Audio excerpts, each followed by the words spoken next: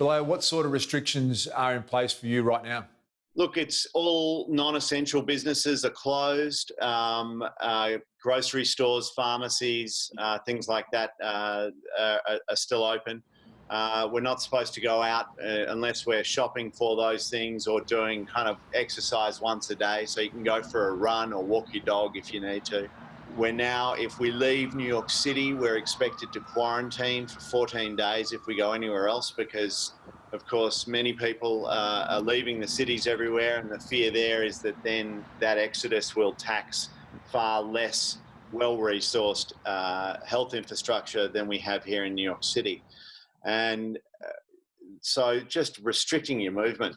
Below, you work in the arts world and the creative space. Have you been able to adapt from your apartment in the East Village? Are you still able to do any constructive work at the moment? Yeah, look, if there's one thing that is really extraordinary and something that's really wonderful about New York City is, whether it was after 9/11 or Hurricane Sandy, blackouts and the like, this city pulls together as a community. People are out there volunteering, they're donating. All of us who bought masks or protective gloves or whatever else it was, everybody's donating them to the hospitals now. Costume shops in the arts are getting everybody with sewing machines at home. They're sewing masks now. And the arts community in particular, which is being devastated by this. I mean, it's going to be a while before any of us are comfortable sitting in a theatre with 200 or 300 other people again. And so people have seen, years of work just go up in smoke with no prospect or kind of predictable future of return.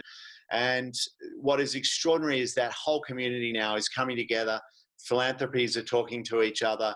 Artists are talking to each other. Producers are talking to each other. We're all galvanized to try and figure out how to support the field because it contributes so much, not just economically, but to the whole kind of inner life of a city and of a country is that cultural field.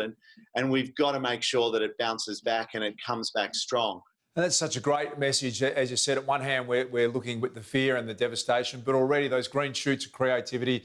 You're at home and we're thinking about what we can do in terms of our own mental health, our own fitness, our own exercise. We talk about that a lot. What are you seeing on that front? Look, it's funny. Some people are at home eating potato chips, stacking on the gut. Other people have told me they're in the greatest shape of their life because all they're doing all day is working out. I think it is really important that, that you keep yourself kind of alert.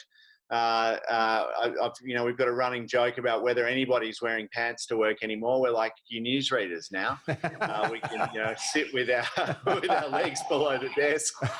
But there are definitely some fun things and interesting things coming out of it. New York City, which has become the epicentre of this virus. Maybe a final message of what you would say to people back in Australia. Look, be prepared and just take good care of each other.